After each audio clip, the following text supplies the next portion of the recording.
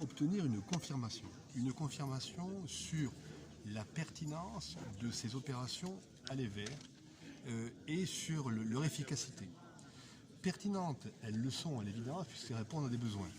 Efficacité, c'est de voir à partir des moyens que nous mobilisons, avec un système qui réagit au sans rendez-vous, donc ça veut dire qu'il faut anticiper un certain nombre de choses. Nous sommes loin des bases, notamment du centre hospitalier, donc il faut pourvoir en provision de vaccins. Enfin bref, et une équipe à géométrie variable en fonction du public réellement à l'appel, si j'ose dire. Donc ça fonctionne. Ça fonctionne parce que la collectivité a mis des moyens. Ça fonctionne aussi parce que nous avons un opérateur qui est le SDIS, notre service départemental d'incendie et de secours, qui a formé maintenant depuis des semaines, une partie de ses effectifs à la vaccination, de telle manière qu'ils soient en capacité de constituer, de monter, d'armer, comme diraient certains, 4, 5, 6, 7 lignes de vaccination. Et donc, et avec en plus des moyens mobiles confirmés qui lui permettent de se porter au devant des uns et des autres, plus facilement qu'une organisation qui ne serait pas conçue pour ce faire. Le SDIS, c'est conçu pour ça, conçu pour les porter secours. Donc c'est quelque chose qui est opérationnel. Et moi je salue leur volontarisme. Hein. Ils ont répondu présent tout de suite.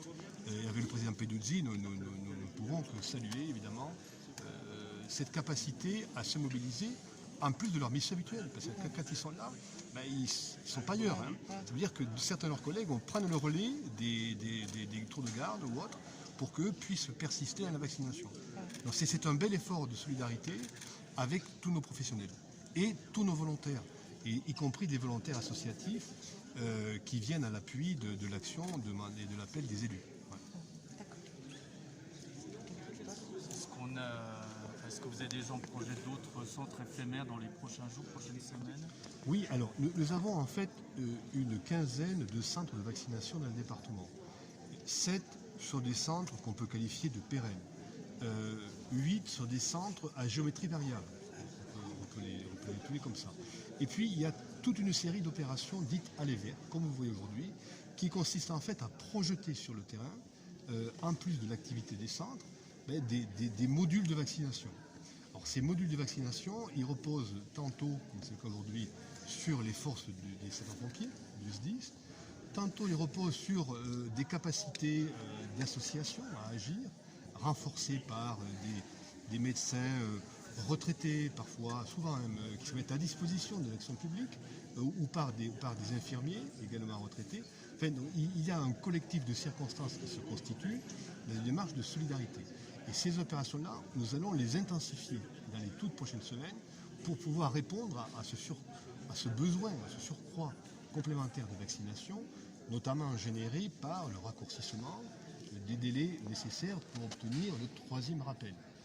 Voilà, donc ça c'est bien l'action que nous menons. Et nous ajoutons, ce que je peux dire, l'action du Vaccibus. Je devrais me dire des Vaccibus. Nous avons 3 Vaccibus dans le département, 2 qui fonctionnent, un fonctionne sur l'agglomération d'Épinal, un sur Saint-Dié et l'autre à l'ouest du département.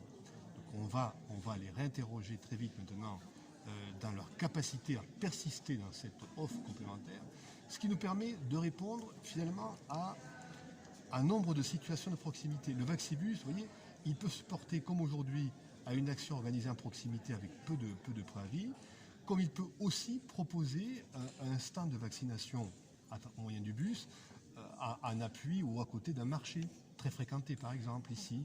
Ailleurs, tel autre rassemblement de personnes, eh bien, on propose aussi l'action du Vaccibus. Voilà. Donc c'est avec ce panel de moyens que nous comptons accompagner cette accélération, cette course contre la montre pour nous protéger collectivement. Un mot pour terminer.